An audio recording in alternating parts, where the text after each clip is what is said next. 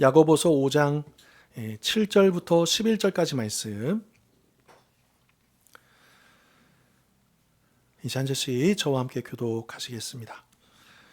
그러므로 형제들아, 주께서 강림하실까지 길이 참으라. 보라, 농부가 땅에서 나는 귀한 열매를 바라고 길이 참아 이른 비와 늦은 비를 기다리라니.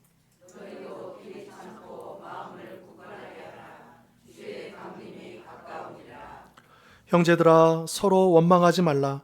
그리하여야 심판을 면하리라. 보라, 심판주가 문 밖에 서 계시니라.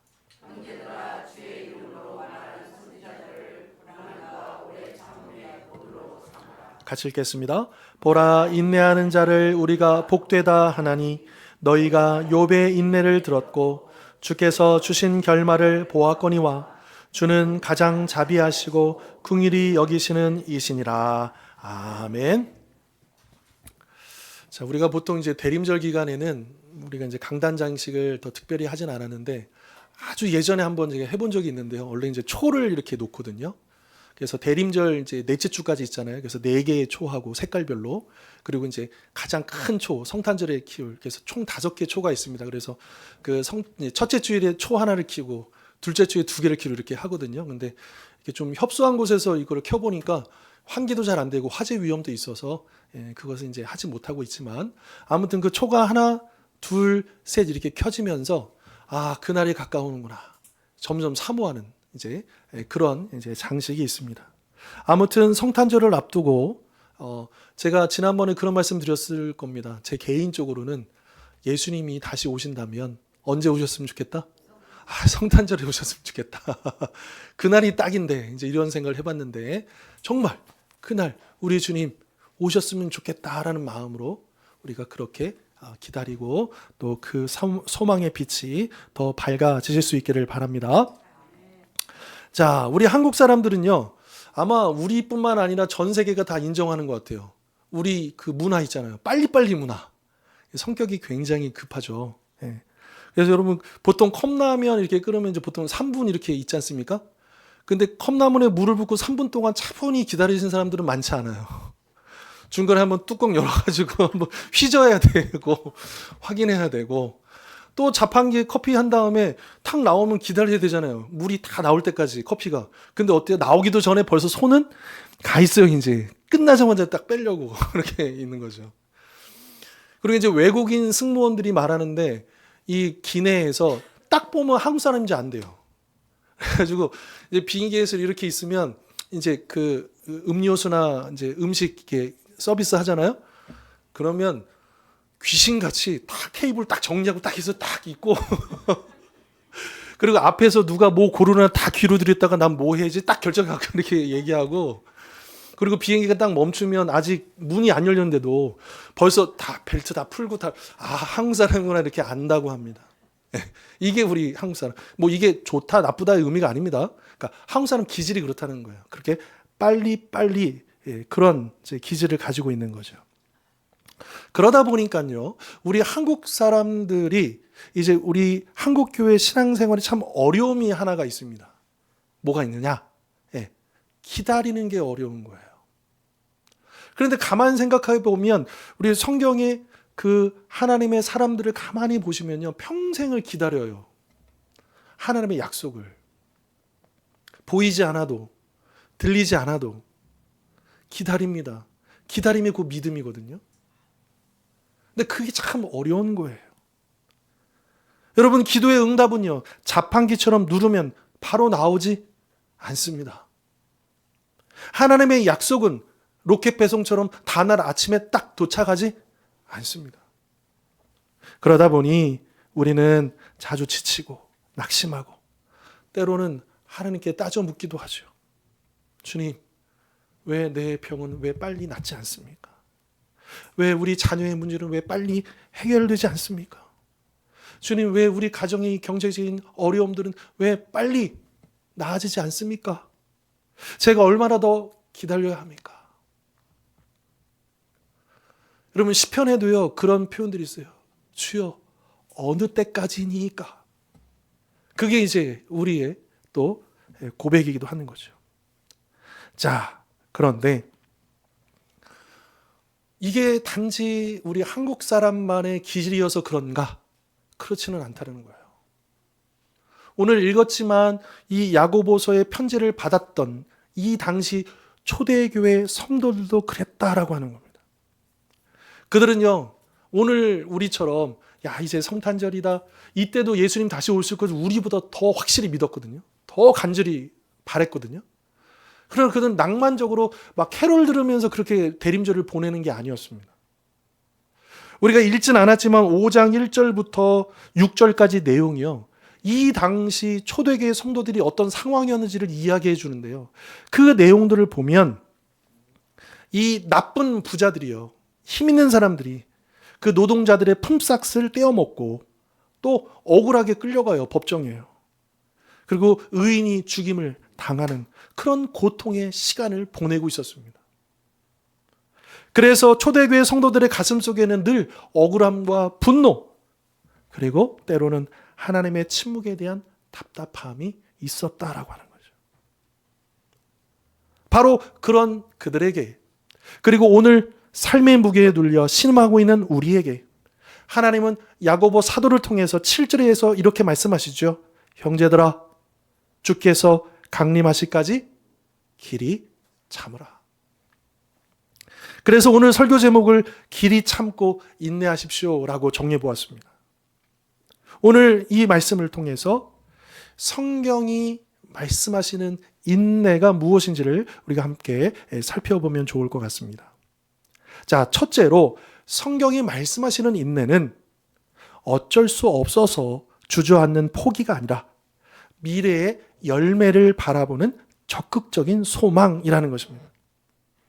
즉 수동적인 인내가 아니고 적극적인 인내다라고 하는 거죠. 자, 7절 하반절 말씀을 한번 보면요. 보라, 농부가 땅에서 나는 귀한 열매를 바라고 길이 참아 이른 비와 늦은 비를 기다리나니. 자, 야고보는 이 인내의 첫 번째 모델로 농부를 소개합니다. 사실 생각해 보면요, 농부는 기다림의 전문가입니다.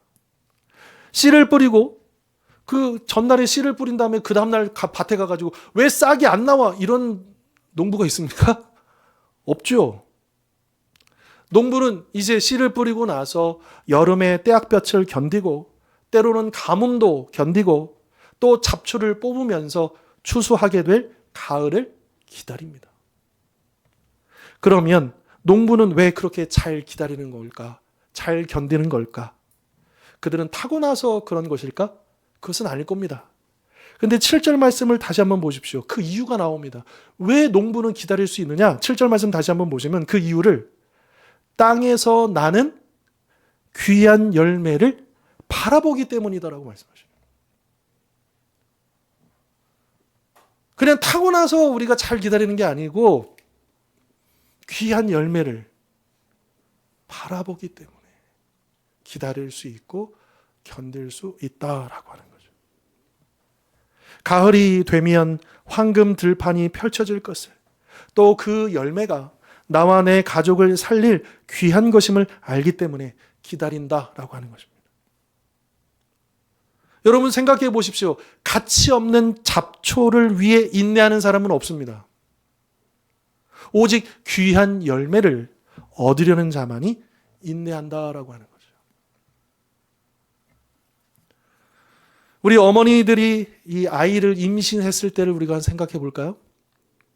10달이라는 시간이 짧습니까? 깁니까? 네. 결코 짧지 않습니다. 10달 동안 이 아이를 게다가 막 쌍둥이, 새쌍둥이 막 이러면 막 더 몸이 무겁잖아요. 입덧으로 고생하기도 하고 또 몸이 무거워져서 잠도 편히 못 잡니다. 때로는 허리가 끊어질 듯이 아픕니다. 그런데도 우리 어머니들은 배를 쓰다듬으면서 그 고통을 기꺼이 참아냅니다. 왜요? 이 뱃속에 생명의 열매가 이제 곧 나오잖아요.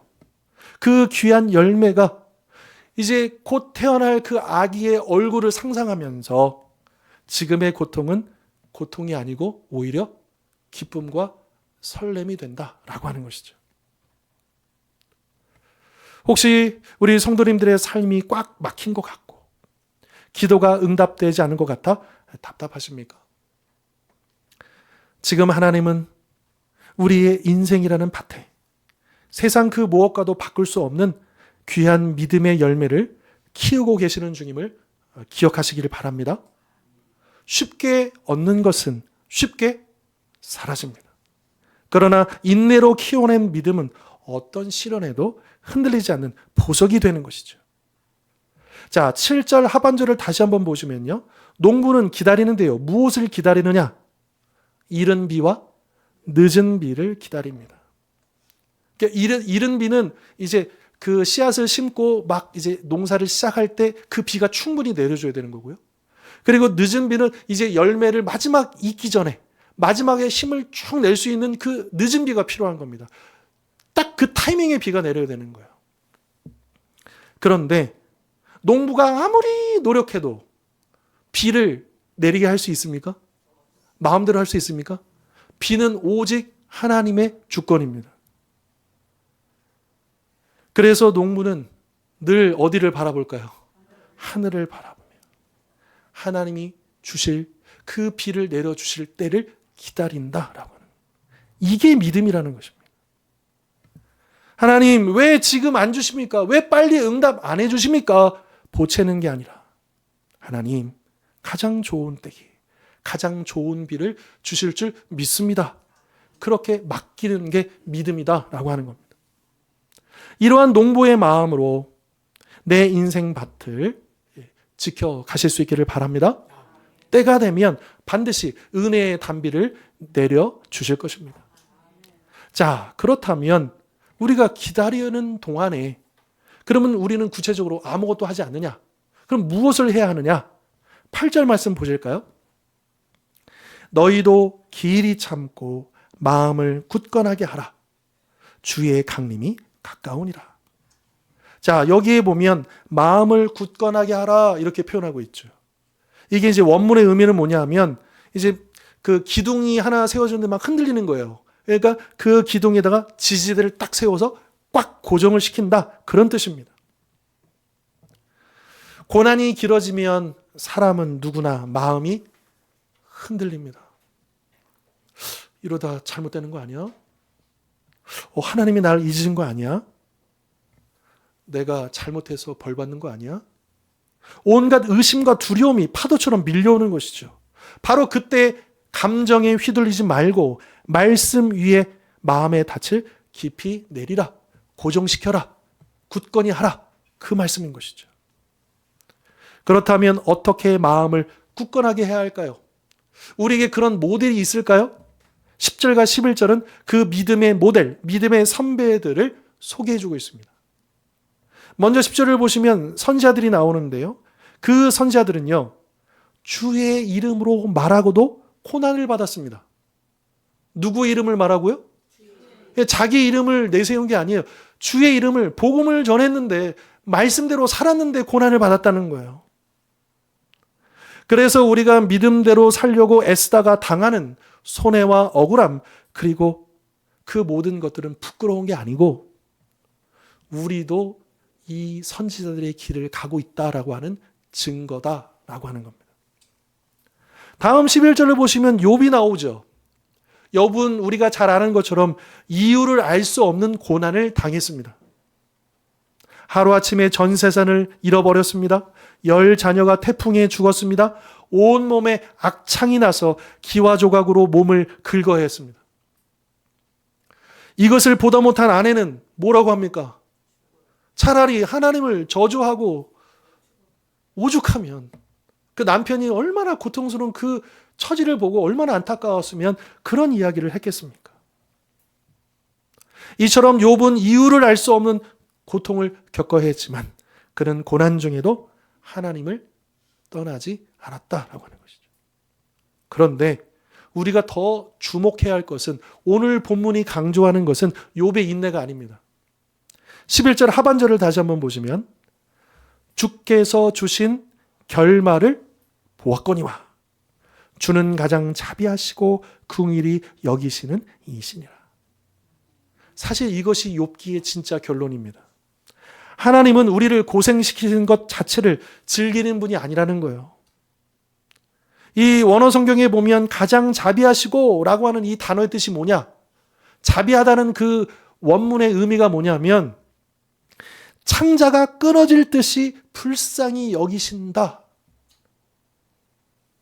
우리 한국말로 자비하다라는 뜻과 원문에 나와 있는 창자가 끊어질 듯이 불쌍히 여긴다.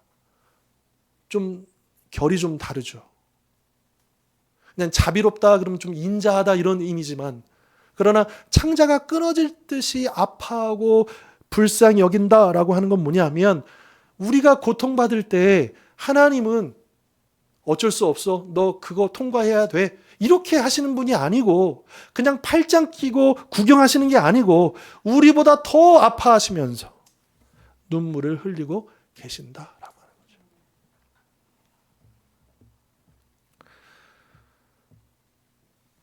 그리고 우리를 위해 가장 아름다운 결말을 준비하고 계신다라고 하는 겁니다. 여러분, 그 사극에 보면 이제 양반 여인들이 이제 그 방에 앉아가지고 이제 자수를 놓잖아요. 이렇게 이제 뭐 네모날 수도 있고 동그랄 수도 있는데 그 틀에 딱 놓고 이제 바늘로 이제 색깔을 집어넣어서 이제 자수를 놓지 않습니까? 근데 그 자수의 그 틀 뒷면을 보시면 이게 실들이 막 엉켜 있어요. 그리고 이게 매듭들도 되게 지저분하고요. 또 붉은색, 검은색 여러 역할들이 막 엉키고 또 섞여 있습니다. 그래서 그 뒷면만 보면 이게 무슨 그림인가 잘 몰라요. 그런데 우리가 지금 보고 있는 인생이 바로 그 자수의 뒷면과 같다라는 거예요. 그래서 우리가 보이는 바로는 이게 이해가 안 되니까, 이게 무슨 그림인지 잘 이해가 안 되니까, 하나님, 제 인생은 왜 이렇게 엉망이죠? 왜 이리 갔다 저리 갔다, 이게 뒤죽박죽이죠? 이렇게 생각이 드는 거죠. 그러나 우리 하나님은 이 인생의 자수의 안면을 보고 계십니다. 하나님은 지금 엉킨 실들을 통해서 아름다운 작품을 만들어 가고 계시는 거예요. 그리고 언젠가 주님 앞에 서는 그날, 하나님은 그 자수 틀의 앞면을 우리에게 보여주실 겁니다. 그리고 이렇게 말씀하실 거예요. 보아라, 그때 그 슬픔의 검은 실이 필요했었단다. 그 아픔의 붉은 실이 들어갔기에 이렇게 깊이 있는 아름다운 그림이 완성된 것이다. 그렇게 완성된 그 앞면을 우리에게 보여주실 것이다 라고 하는 것이죠. 지금은 우리가 뒷면을 보고 있어서 이해가 안 될 수 있습니다. 그러나 가장 자비하시고 긍휼히 여기시는 하나님이 주실 결말은 아름다울 것입니다. 이것을 믿음으로 흔들리는 마음을 굳건하게 붙드실 수 있기를 바랍니다. 자, 마지막으로 인내는 나 혼자서 이 악물고 하는 게 아니라 공동체가 함께 하는 것입니다. 자, 야고보 사도는 9절에서 고난받는 성도들에게 아주 따끔한 경고를 합니다. 형제들아, 서로 뭐 하지 말라? 원망하지 말라. 그리하여야 심판을 면하리라. 보라, 심판주가 문 밖에 서 계시니라. 여러분, 인내를 얘기하고 있는데요, 왜 갑자기 원망이라는 주제가 나왔을까요? 우리 지금 길이 참고 인내하라 그랬는데 왜 갑자기 형제들아 서로 원망하지 말라, 왜 이런 이야기를 할까? 여러분, 사람이 너무 힘들고 막 이렇게 스트레스가 생기면 이제 그 화살이 어디로 가느냐? 상관없는 사람, 저 멀리 있는 사람에게 가는 게 아니고 가까이 있는 사람한테, 가장 가까운 가족, 가장 가까운 지체들에게 가는 거죠. 밖에서 돈 때문에 힘들면 집에 와서 아내에게 짜증을 냅니다. 몸이 아프면 자녀들에게 화를 냅니다. 교회 일이 뜻대로 안 되면 지체들끼리 서로 탓하며 싸웁니다. 이처럼 고난이 길어지면 사랑이 식고 서로를 향한 가시가 돋아나는 거죠. 이게 바로 사탄의 전략입니다. 이에 야고보는 그러지 마라, 원망하지 마라. 왜요? 심판주가 문 밖에 서 계시기 때문이다. 이게 무슨 말이냐면 지금 주님이 다 보고 계셔. 지금 주님이 다 듣고 계셔. 누구 탓이네, 누구 탓이네, 너 때문이네, 나 때문이네, 서로 원망하고 불평하고 싸우는 가정 안에서 또 교회 안에서 그렇게 다투는 그 모든 것들을 심판주가 그 문 밖에서 지켜보고 계시고 또 그것을 다 듣고 계신다라고 하는 것입니다. 이 얼마나 부끄러운 일이겠습니까?